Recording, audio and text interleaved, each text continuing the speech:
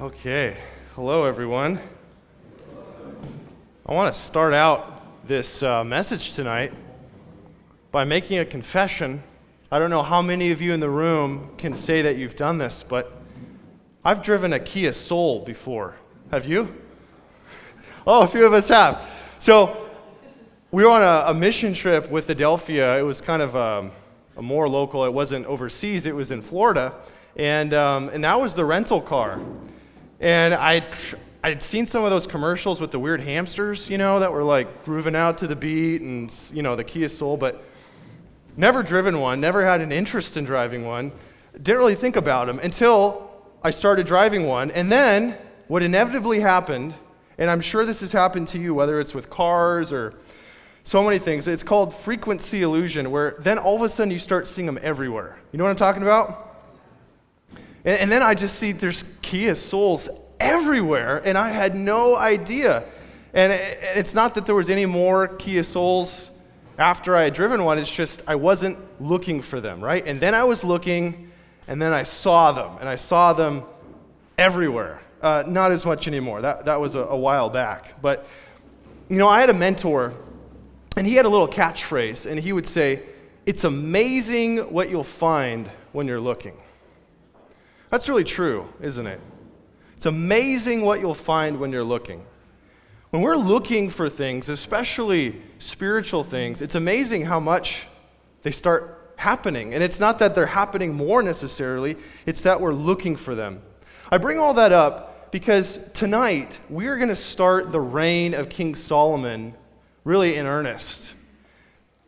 And I'm curious to know, what are you looking for when you see the life of Solomon in the book of 1 Kings? A lot of it probably has to do with, how we've been taught the life of Solomon. Maybe for some of you it was all the way back in Sunday school with the flannograph, or maybe for others it's just discovery of reading the Bible. But the life of Solomon is a fascinating one because depending on how you see his life and the events in his life, he's either like the best king Israel's ever had, or the worst king Israel's ever had. If you'd permit me, I'd like to read this little essay, or at least part of it, from a gal named Debbie Thomas. Do not agree with all of her perspectives, but I think she really makes us think. So bear with me here. Once upon a time, there lived a young prince. When his father died, he assumed his divinely appointed throne, married a beautiful princess from a neighboring kingdom, and settled down to govern his people. Soon afterwards, God appeared to him in a dream and promised to grant the young royal whatever his heart desired. Being a humble man, the new king refused to ask for wealth, power, or long life, and instead replied, "I'm only a child. Therefore, give your servant an understanding mind to govern your people and to discern between good and evil." God was so pleased with the king's request, he promised not only to grant it, to make the king the wisest human being in history, but to grant him every other measure of greatness as well: untold wealth, matchless honor, and long life. In time, the king's reputation for brilliance spread across the land. Nobles traveled from distant shores to hear his pithy sayings and witness his wise judgments. In accordance with his wisdom and God's blessing, the king's wealth and power grew beyond measure. He made strategic political and economic alliances, maintained fleets of ships, built gorgeous temples and palaces, traded in luxuries such as gold, silver, and ivory, penned the greatest wisdom literature of his time, presided over the golden age of his kingdom, and finally handed his throne to his son after a peaceable reign of 40 years. That's one version of the life of King Solomon. You want to hear another? Once upon a time, there lived a young prince. When his father died, he ordered the murder of his older brother, the rightful heir to the throne, and took over the kingdom by stealth and bloodshed. After spending the early days of his reign carrying out the vengeance killings his father had requested, He set out to build the kingdom of his dreams, a kingdom of wealth, prestige, and power. The king's appetites were beyond excessive. To support his extravagant lifestyle, he levied taxes his subjects couldn't bear. To police knowledge, he gathered the surrounding world's wisdom traditions to himself. To complete his lavish building projects, he drafted thousands of people into forced labor. To satisfy his lusts, he assembled a harem of 700 wives and 300 concubines. To quell his spiritual restlessness, he constructed pagan shrines and offered worship to gods who demanded child sacrifice. The results of his choices were dire. By the end of his reign, his people could no longer bear the crushing burdens of taxation and slavery he had placed upon them. In the wake of his paganism, they could no longer differentiate between idolatry and worship. The king soon found himself confronted by enemies. After his untimely death, his son tried to force the disgruntled masses back into servanthood, but when they resisted, a civil war that would last for decades broke out across the land. The kingdom split in two, and the famed king's once golden dreams dissolved into chaos. That is a very different version of King Solomon's reign, is it not? Now, there's actually a couple of things in there that I don't totally agree with in that second part. But I think it's fascinating that generally speaking, and I'm curious if this is true for you, generally speaking, what I have heard with the life of Solomon is that Solomon is a man with a divided heart, which is conveniently compartmentalized into an early part of his life and a later part of his life. And generally speaking, in the earlier part of his life, he was a good king, and he did good things, and he followed Yahweh, the Lord his God, and Israel was blessed because of it. And then at some point, there's this turning point, and it's in the latter part of his reign that things go south, and he starts trusting in himself and loving his foreign wives, and it all goes downhill. Well, it's true that Solomon's heart was divided. But what's not true is his life cannot be so easily compartmentalized. I don't know if you're a big ice cream fan. I love ice cream. It's definitely my favorite dessert. But there's sort of a flavor of choice that you can put out there for the compromise ice cream, right? When you're trying to debate what flavor to get, no one can decide. So then you settle on Neapolitan. The problem is, very few people in this world love Neapolitan. And so what ends up happening is that the ice cream that's supposed to have multiple kinds that you enjoy together gets compartmentalized, right? And you just pick, well, I only want the chocolate, so I'm just going to take the chocolate. That's a lot how it is with people, too. I think a more accurate analogy to not just King Solomon and his complicated life, but to us in our complicated hearts, is if you're in Costco and you're getting you a nice big cup of chocolate vanilla froyo swirl. You know what I'm talking about? You can't divide that. Like, it is together, and you're going to enjoy both of them at the same time, whether you like it or not. It's too interwoven. That is Solomon's reign. In this chapter alone, in chapter 3, we're going to see some amazing highs, some real good choices that Solomon makes. And we're going to see some absolute travesties of decisions, starting right in verse 1. And so I just want to encourage you as we go through this. I don't know why sometimes biblical characters are put into this camp. They're either a hero or a villain, and there's no in between. But Solomon, as a real human being, just like you and I, he's really complicated. I wish I wasn't so complicated. I don't know if you ever think that about your heart. Let me give you one more example. And I guarantee you this is a polarizing one, but it's an honest one. There's another figure in our society who, it's either hero or villain, and there's no in between. You know who I'm thinking about? Donald Trump. Donald Trump, right? That's all you hear. And I'm not going to take sides. I'm just going to point out he's a very complicated person and a very complicated president. Some things you could really admire. Some things you could really detest. Now, the wise person, I think, tries to see that there's nuance, right? It's the same thing with Solomon. So would you be willing to look with an open mind as we look at the portrayal of the author of Kings as they're painting Solomon for us? How does it start? Solomon just became king. He sort of cleaned house. Pastor Nate taught us last week and how he kind of fulfilled David's commands.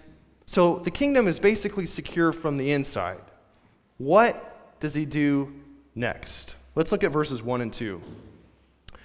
Solomon made a marriage alliance with Pharaoh, king of Egypt. He took Pharaoh's daughter and brought her into the city of David until he had finished building his own house, and the house of the Lord, and the wall around Jerusalem. The people were sacrificing at the high places, however, because no house had yet been built for the name of the Lord. What's the first thing that Solomon does after having settlement on the inside of Israel? He goes out and he gets himself a wife. Now, we can't blame Solomon for wanting to get married, right? He who finds a wife finds a good thing. Someone said that. I can't remember who. It's a proverb, maybe. But the problem is, why is he going to Egypt, right? Now, I know what you're thinking. He went to Egypt because everybody knows that the daughter of Pharaoh loves pina coladas and walks on the beach of the Nile River. And who can't love that, right? No, that's not why he married her. Well, maybe he married her because she was stunningly beautiful. Nope, that's not it either. She had an incredibly attractive personality that was so charming. No, well, it tells us right in verse 1. He marries for a reason, because he marries in order to make an alliance. The marriage was the byproduct of what Solomon was really going after. Security. Foreign security. Now, his dad, King David, had fought so many battles. He was called a man of war, even by God. And he had done, really a lot of the hard work where the Philistines were subdued. The Moabites weren't a threat. The next closest potential threat for this new kingdom is south. It's with Egypt. And Solomon, right from the get-go, neutralizes that as a possibility. It's a brilliant move. It's just a really disobedient one. Because God had some very specific commands for his people, specifically that they not marry foreigners. Why? Deuteronomy 7. Because they will lead your heart astray. But it's not just that God has commands for Israelites as a people. He has commands for the king. Deuteronomy 17. This is a passage we're going to come back to over and over as we look at the life of Solomon, because he's going to disobey every single one. But let's look at verses 16 through 20. Talking about the king who will one day be in Israel. This was Moses, right? There's no king at the time. Only he, the king, must not acquire many horses for himself, or cause the people to return to Egypt in order to acquire many horses. Since the Lord has said to you, you shall never return that way again. And he shall not acquire many wives for himself, lest his heart turn away, nor shall he acquire for himself excessive silver and gold. And when he sits on the throne of his kingdom, he shall write for himself in a book a copy of this law, approved by the Levitical priests.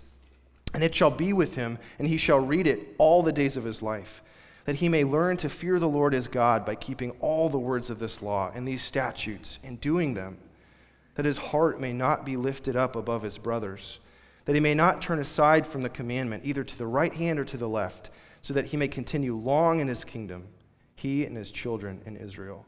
How does God feel about Egypt?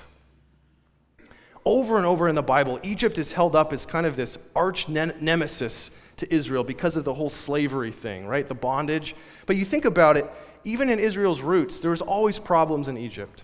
Abraham goes to Egypt because of the famine and lies about Sarah being his wife, and it causes all kinds of problems. And then Isaac goes and does the exact same thing. Egypt is not a good place, and yet Solomon, instead of putting his trust in the Lord, takes the easy way and gets security. And let's admit it, he got it for Israel. They were never attacked by Egypt during his reign, not once. It's a genius move because no dad wants to go invade the country and kill your grandkids, right? Like, it's very smart. The problem is he's not putting his trust where it belongs. David's command to him was, if you follow the ways of Yahweh, and right from the get-go, he trips. I don't totally blame Solomon, though, because I know that the pull on my heart for security. For some of us, we long for security through having a number in a bank account. Usually that number is always just a little out of reach, but if we could just get it, then we would feel like life is secure. We don't have to worry quite as much. For others of us, it might have to do with our job. Maybe we're in a job that we're so grateful for, and the thought of losing it terrifies us so much that we're willing to make little compromises in order to maintain the security of the job. Maybe for some of us, it's not just getting some, but an actual stockpile. I know we all secretly want this. Stockpile in your in your not just basement, but your bunker that you make in your backyard, full of weapons and ammo and food and self-sustaining for at least 7 years, right? Wouldn't that be cool? Boy, we would really feel secure if we had that. Maybe for some of us, it's companionship. We long to the security of marriage. My point is this. We long for security. I remember Sabrina and I took a trip to Seattle, and we had paid off our student loans. It took us a year and a half after we graduated from college, and we were so thrilled. We had put away, we were a shoestring budget, and God provided in some unexpected ways. And now it was kind of like the world's open, you know? So we were sitting down, and I was thinking, now I can actually do a real budget where it's not like every spare penny goes to pay off the student loans. And I remember sitting in the Seattle library reading a book that was recommended to me called Money, Possessions, and Eternity by Randy Alcorn. And I'll just tell you right now, don't read it. It'll mess up your life, okay? And he went after the very thing that I saw in my heart, which is I just want to feel secure by, doing all the things everyone says you need to have. The emergency fund, the money for retirement, what about college tuition someday if we have kids, like all those things. And he goes right after, if the house caves in, is your trust in your money or in your God? And it just cut me to the core. Now, it's not wrong to be wise, is it? Proverbs tells us to be wise, to save, to store up. The problem is if we're putting our trust in those things instead of in our God, then we're just like Solomon. Dwight Eisenhower said this, if you want total security, go to prison. There you're fed, clothed, given medical care, and so on. The only thing lacking is freedom. How about Helen Keller? Security is mostly a superstition. It does not exist in nature, nor do the children of men as a whole experience it. Avoiding danger is no safer in the long run than outright exposure. Life is either a daring adventure or nothing. And during COVID, we're all like, yeah, let's live life, But then when it comes to the heart, we're like, do you have to trust you with that, Lord? I get the pull, do you? Church, are we finding our security in what we have and what we do, or in the God we serve? Let's give Solomon a little bit of credit, though. Verse 3 really shows a different side of the coin for him. Right after verse 2, it's talking about Israel is worshiping at the high places. Now, that's not good. That's not good at all. We're going to see in this book that's a trip up over and over and over again for Israel. But look at verse 3. Come on, let's be fair to Solomon. Solomon loved the Lord, walking in the statutes of David his father. Only he sacrificed and made offerings at the high places. And the king went to Gibeon to sacrifice there, for that was the great high place. Solomon used to offer 1,000 burnt offerings on that altar. At Gibeon, the Lord appeared to Solomon in a dream by night, and God said, "Ask what I shall give to you." And Solomon said, "You have shown great and steadfast love to your servant David, my father, because he walked before you in faithfulness, in righteousness, and in uprightness of heart toward you. And you have kept for him this great and steadfast love, and have given him a son to sit on his throne this day. And now, O Lord my God, you have made your servant king in place of David my father, although I am but a little child. I do not know how to go out or come in, and your servant is in the midst of your people whom you have chosen, a great people, too many to be numbered or counted for multitude. Give your servant, therefore, an understanding mind to govern your people, that I may discern between good and evil. For who is able to govern this, your great people?" Finally, some good news. Solomon loves the Lord. He loves the Lord. That cannot be denied, right? The author wants us to know this. And he's seeking after him. He's pursuing the Lord. He's going up to offer all these sacrifices. And in fact, we learn in 2 Chronicles. By the way, we're not going to be tackling 1 and 2 Chronicles because it's basically a repeat of much of Samuel and Kings. But it's going to be more like a companion volume because it adds some interesting details that we don't have in Kings. What does the author of 1 Chronicles say about this moment? Well, it paints a really good picture of this. Let's look at 2 Chronicles chapter 1, starting in verse 2. Solomon spoke to all Israel, to the commanders of thousands and of hundreds, to the judges and to all the leaders in all Israel, the heads of fathers' houses. And Solomon and all the assembly with him went to the high place that was at Gibeon, for the tent of meeting of God, which Moses, the servant of the Lord, had made in the wilderness, was there. But David had brought up the ark of God from Kiriath-Jearim to the place that David had prepared for it, for he had pitched a tent for it in Jerusalem. Moreover, the bronze altar that Bezalel, the son of Uri, son of Hur, had made, was there before the tabernacle of the Lord. And Solomon and the assembly sought it out. And Solomon went up there to the bronze altar before the Lord, which was at the tent of meeting, and offered 1,000 burnt offerings on it. What we see is that Solomon's gathering everyone together. This is basically like his State of the Union type moment, right? So he becomes king, it's established, and now he's gathering everyone, all the leaders, great and small, political, military, family, tribal leaders, and he's gathering them all to go worship the Lord. That's pretty cool, isn't it? What a great way to start as king.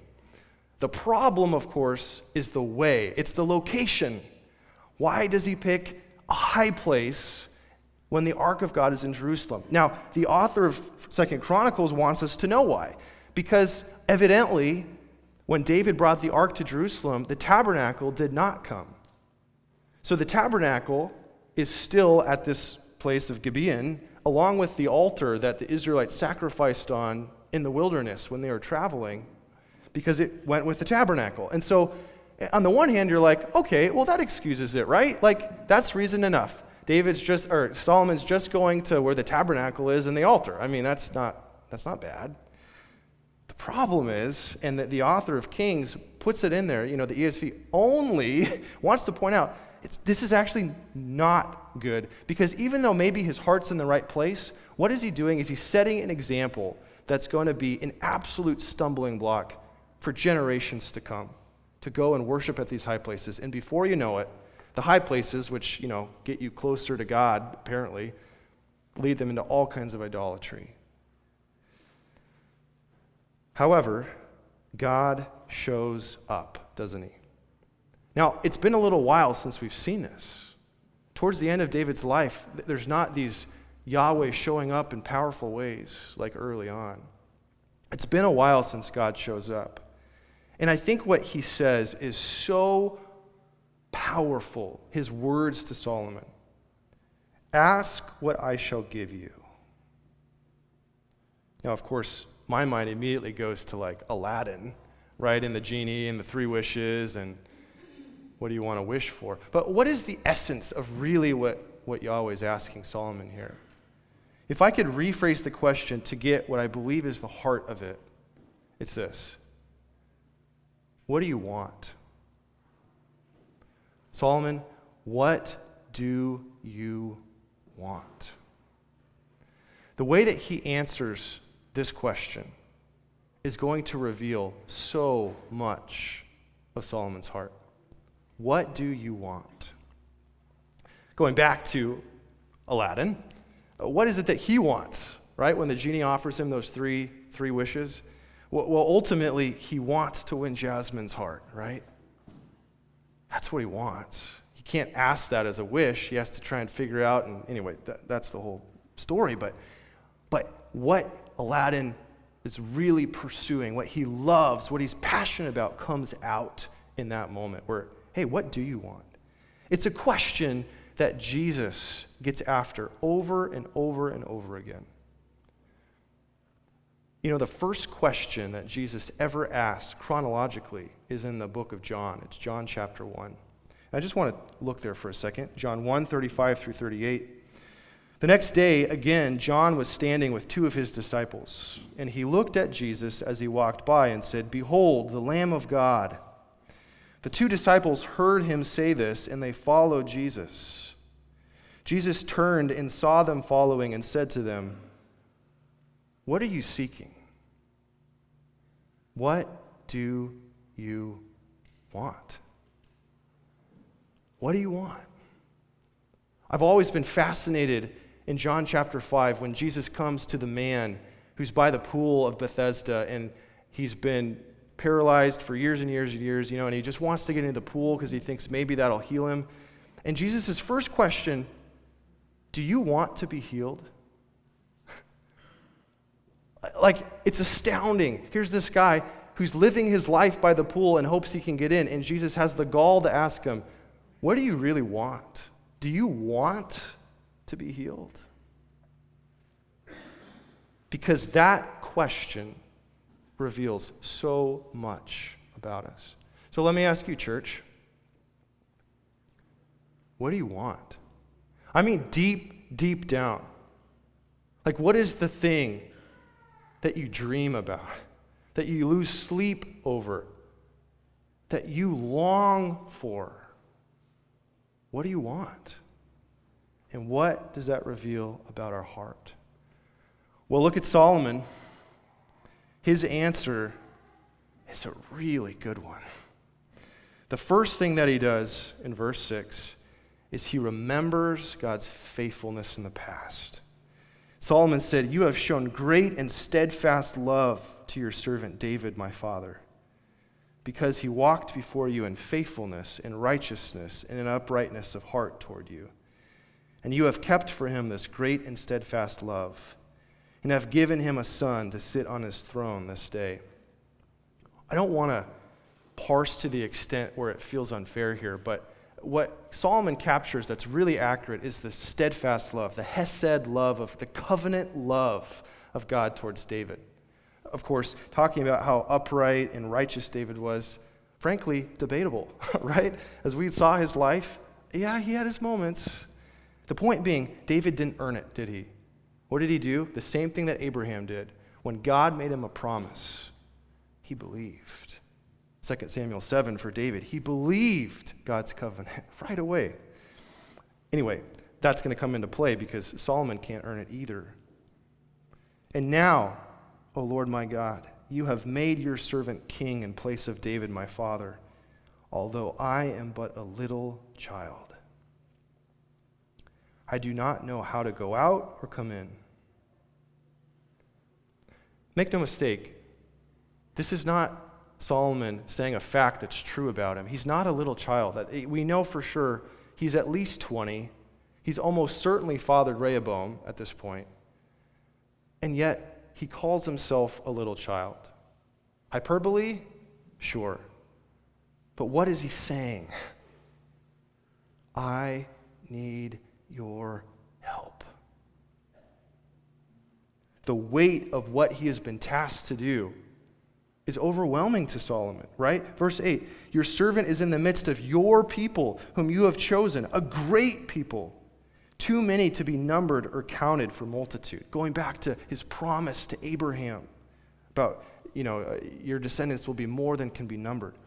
So give your servant, therefore, an understanding mind to govern your people, that I may discern between good and evil. That has flashbacks to the garden, doesn't it? Discerning good and evil. For who is able to govern this, your great people? What do we learn about Solomon's heart by God asking him, what do you want? In this moment, at least, Solomon's heart is humble.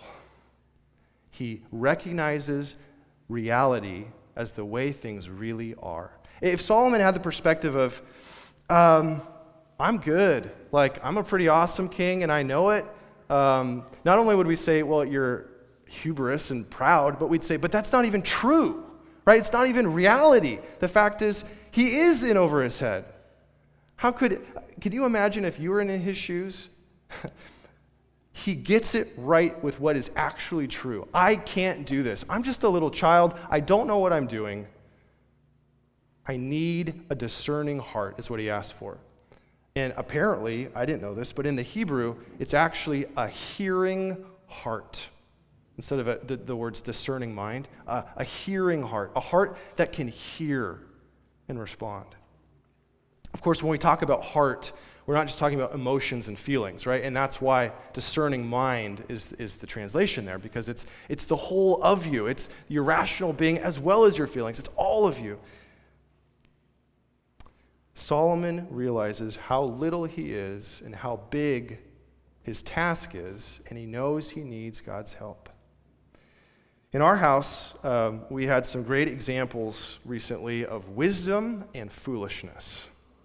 And I asked Sam's permission about this. One of the things I love about Sam is he just has this thirst for adventure and living life abundantly. Monday night, he was the first one of our kids done with dinner. One of our other kids, who shall not be named, who has a hard time finishing their dinner, was going real slow. And so Sam's thought was, I'm going to make him laugh. And so he had the genius idea to put a blanket over his head and start running around the room, and inevitably tripped right on his teeth. And so right away, obviously, I was washing the dishes, hear the crying, the blood's coming down, and you could see his front, two, and then the other two were bent backwards. And in the moment, Sabrina and I both were like, are these his baby teeth? We couldn't remember if he had lost them or not. Because if not, he's joining a hockey league, because he's, a great fit. Ended up taking him to the ER, and, one of them came out the next day. Basically, they're like, yeah, go to the dentist and see what they say. And they were baby teeth. Thank you, Lord. They were baby teeth. And so he's probably going to lose the other one, and then he's on a soft diet for 2 weeks, which is really hard for him. That was a foolish decision, was it not? Can we just all agree, the whole blanket thing? That was the first thing the doctor said when she came in. She's like, tell me what happened. Probably don't want to put a blanket on your head in the future and run around. And I was like, listen to that. But sometimes Sam really gets it right. I remember back in August, we were exploring this park by our house, and I got a picture for this, and Sam was just loving it because he found this huge log pile right by this river. So the river's kind of flowing under half of that. And the first thing he does, he just goes right for it and climbs to the top, and it was awesome. Other kids, not quite as adventurous. Well, we went back in November, and it had just rained. And Sam, being Sam, went right for it. And you can probably guess what happened. I mean, he got maybe one or two of the logs before just footing goes out, sinks down. We didn't know, did he get in the water? So we run up to the edge, and there he is. He's about a foot over the water, holding on to this branch for dear life, eyes as big as saucers, And he yells out. He yells, Dad, I need you. And it really was a powerful moment, because Sam rarely says that. But it was true. It was reality. He really needed help. And as I was, figuring out, got a way to get him out, he stayed dry, he wasn't injured, thank God. But that moment has stuck with me of what a great picture humility looks like. Dad, I need you. That's what Solomon is essentially saying to the Lord. I can't do this on my own. I need your help. And that is where our hearts should also be. In fact, our model in this is not Solomon, it's Jesus, the most humble of all, who gave up equality with God to humble himself and become like us, and then as he's living among us says, I can do nothing on my own. Jesus acts, according to his own words, like a little child. I can't do anything on my own, only what the Father tells me to do. Well, Jesus also said that you cannot enter the kingdom of heaven unless you become like a little child. Because humility is the entryway to the gospel, isn't it? There's no way we can say, Jesus, I'm doing pretty good, but maybe you could, forgive my sins so I have fire insurance. Like, that's not how it works. The gospel works where we say, I can't do it. I can't be perfect. I keep messing up. I can't change my heart. I have no other hope and no alternative. It's you and you alone, Jesus. You have to save me because I can't do it. That's the heart of the gospel, and it's the heart of humility. And our challenge from God's word tonight, brothers and sisters, are we being humble like that? Pride is a sneaky thing, isn't it? So quickly we move from dependence to being independent and feeling like we've got things under control. Don't really need your help as much as I did before. William Law said this. He said, there can be no surer proof of a confirmed pride than a belief that one is sufficiently humble. Do you feel humble? See, the thing is, God has promised that he opposes the proud, but gives grace to the humble. That's how the gospel works, and it's what happens next in our passage too. Solomon comes with the humble heart. How does God show him his grace? Verse 10, it pleased the Lord that Solomon had asked this. And God said to him, because you have asked this, and have not asked for yourself long life, or riches, or the life of your enemies, but have asked for yourself understanding to discern what is right. Behold, I now do according to your word. Behold, I give you a wise and discerning mind, or a hearing heart, so that none like you has been before you, and none like you shall arise after you.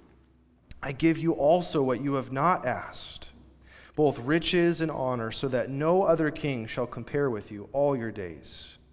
And if you will walk in my ways, keeping my statutes and my commandments, as your father David walked, then I will lengthen your days. And Solomon awoke, and behold, it was a dream. Then he came to Jerusalem and stood before the ark of the covenant of the Lord, and offered up burnt offerings and peace offerings, and made a feast for all his servants. What we see is that the heart of humility is pleasing to God. It really, really pleased him that he wasn't thinking about himself. He was humble, and he was focused on God's people, right? Like, Solomon's not asking for a hearing heart so that I can be awesome and famous and the guy who everyone comes to for wisdom. It's because I really want to govern your people well. Like, that is pleasing to God. And God answers the prayer, right? And we all know that not only does he say, I'm going to grant your request and give you a hearing heart and wisdom, but I'm going to give you what you didn't ask for. The riches and the honor, and if you follow me, long life. It just reminds me so much of Matthew 6:33 when he's saying, but seek first, or desire first the kingdom of God and his righteousness. And all these other things, like the food, the clothes, the stuff that you need to do life will be added to you as well. Remember, don't think of Solomon as just an individual. He's the king. Riches is a blessing to the whole kingdom. A king kind of needs that. right? Like the honor is not just for Solomon alone. It's so that the nation of Israel can be a light that's a light to the nations. Like these are things that a good king needs, and God grants them. I'm going to give you those things too, because you have sought first what's most important, the kingdom. My Bible, in the ESV at least, has a paragraph heading after verse 15 that says something about Solomon's wisdom. But Solomon's first act of wisdom is verse 15. It's not the whole story about the baby, which we're going to see. The first thing Solomon does after he wakes up is he now, apparently, from God, has that distinguishing good and evil and realizes, I need to make sacrifices at the right place, right? So he leaves Gibeon, goes back to Jerusalem where the ark is, where he should have sacrificed in the first place, and then he does offerings to God there. His first act of wisdom is to actually obey the commandments of God and how they're supposed to sacrifice. And he obeys. He passes the test. Now, here's the thing. If God asking him, what do you want, was a test to reveal his heart, then giving him all the other things too, the riches and the honor, is also a test, isn't it? And we're going to see what happens as Solomon figures out how he does or doesn't handle all that other stuff. But it's another test to reveal his heart. And then we have this very, very famous example. And I'm actually going to spend the least time on it, but let's read through it. Then 2 prostitutes came to the king, verse 16, and stood before him. The one woman said, "Oh, my lord, this woman and I live in the same house, and I gave birth to a child while she was in the house. Then on the 3rd day after I gave birth, this woman also gave birth.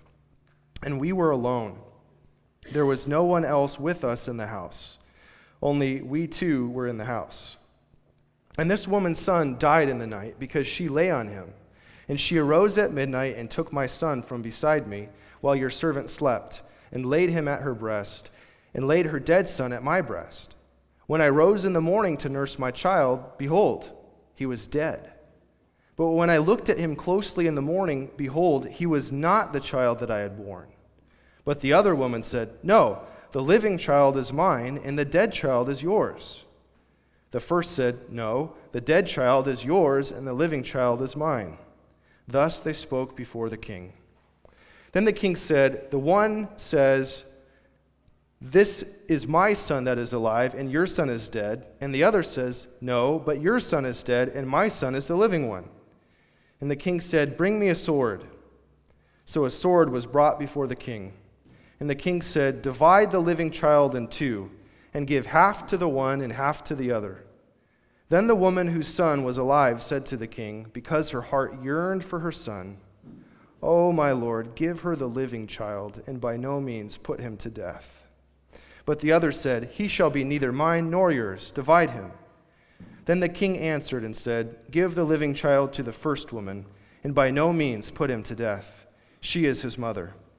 And all Israel heard of the judgment that the king had rendered, and they stood in awe of the king, because they perceived that the wisdom of God was in him to do justice. This very, very famous story, right, where there's sort of this impossible situation. No one was there but these 2 women. No one can prove whose son it was. How in the world could you figure this one out? There's no way. There's no solution. And yet Solomon figures it out. And personally, I want to take a page from his playbook. The next time 2 of my kids are arguing, I'm going to say, Bring me a sword. Because that has a way of really getting to the heart of the matter. What is it that Solomon is aware of? The wisdom God's given him to govern rightly? He's aware of how God made the universe. We're going to see in the times to come, Solomon knows all about nature and birds and animals and things, but he knows about how God made us as human beings, specifically the heart of a mother for her baby. That is God-given. He's aware of that fact, and he uses that as the way to find the solution, right? He knows that the real mother would give her life, if she had to save that little one. And so, of course, she is known. And this is awesome. I mean, this goes viral in Israel. Everyone's talking about it. Our king is incredible. God answered his prayer. But even in this story, there's all kinds of problems, isn't there? Like, why are there 2 prostitutes in Israel amongst the people of God? And it really highlights this fact for us. They're living in a brothel, and the fact that no one was there means there's no customers. Like, this is not a good, wholesome story, like tell your kids. And we're left wondering, okay, well, he solved the story with the baby, but what about these 2 women? Is he going to do anything to try and help provide a new way of life for them? Is there any sort of justice in this? Like, there's so many questions. And again, it's like Solomon's life and these stories in Israel are so complicated, aren't they? It's not black and white. It's not this, yay, feel-good story. Hooray for Solomon. It's like, wait, is this a red flag? Are prostitutes encouraged to just operate freely in Israel at this time? So, some people think that prostitute's really not the right word. It's more a woman who has a child outside of marriage. I feel like that doesn't change anything, though. Like, how is he going to help them? Red flags. We'll see a lot more about where this all leads for Solomon, won't we? We kind of know the ending to the story already. But even with the complex chocolate and vanilla frozen yogurt mix, what we know for sure is that what Solomon gets right in this passage, he really does get right, doesn't he? The big takeaway, though, is not, let's all go and be like Solomon. What a great guy. He's our example. Like, that's not it. He's not our hero. What we should really take away, first and foremost, is what is it that moves the heart of God? See, if Solomon was a clean whistle his whole first half of his life, then we'd say, yeah, of course God answered his prayer. He earned it because he was righteous. But that's not the gospel. The fact that God shows up even after he completely disobeys and marries Pharaoh's daughter, the fact that he shows up in Solomon's life with his complicated, messy, checkered, sometimes obedient, sometimes not. Yeah, you love Yahweh, as we'll see in chapter 11, and you also really love foreign women. And yet, he's humble in this moment, and it moves God. It moves him. The humble heart, not of the righteous, but of a sinner.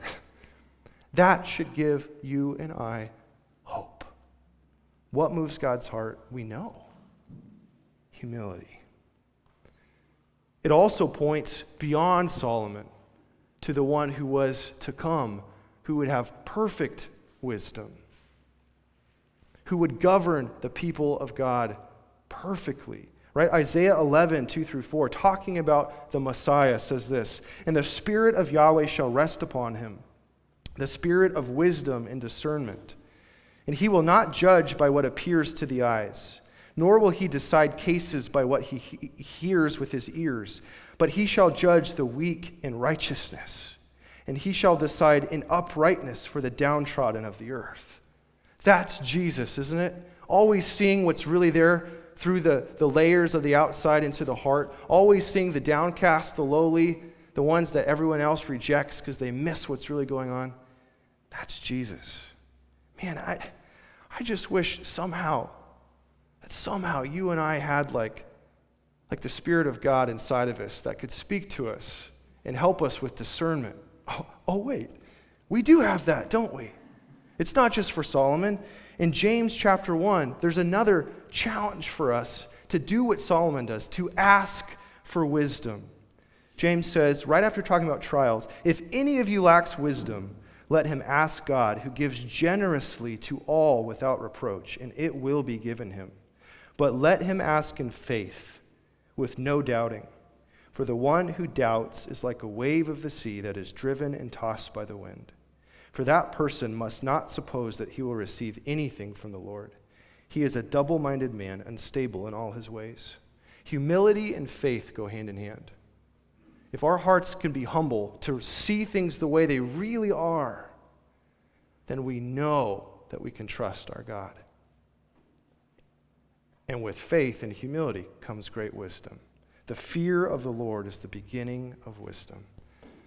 It's awesome to think that we don't have to go through life on our own, right? Wow. We're going to leave it there. Next week, we'll pick up chapter 4 and see more of the complex life of Solomon. But for tonight, I hope that God's Spirit has been challenging your heart, because I know I have been really, really challenged in this preparation. A couple of questions for you at your table. First, let's just get to the skinny here. If you could only eat one ice cream flavor for the rest of your life, what would it be? What have you heard more commonly in connection with King Solomon? Is he primarily a good character or a bad character? Do you think we tend to oversimplify characters in the Bible? Why? Is it wrong to want to feel secure? How can we make sure our security is found in God while also being wise with our actions? Have you ever seen God specifically respond to a posture of humility in your life? What do we know from Scripture about how important humility is to God? And finally, how can we practically choose to humble our hearts like little children this week? All right, thank you.